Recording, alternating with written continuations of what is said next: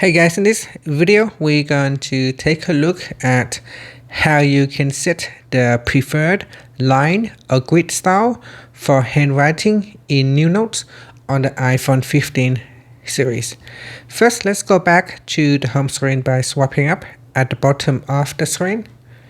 And from the home screen, tap on Settings.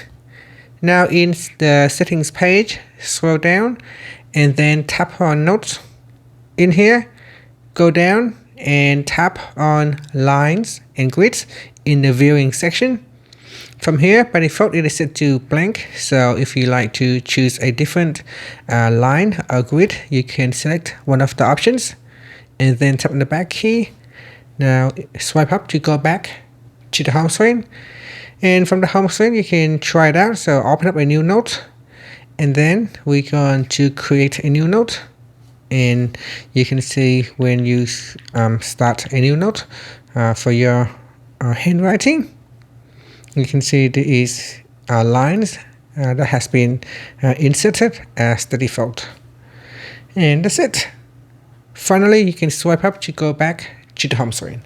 Thank you for watching this video. Please like and subscribe to my channel for more videos.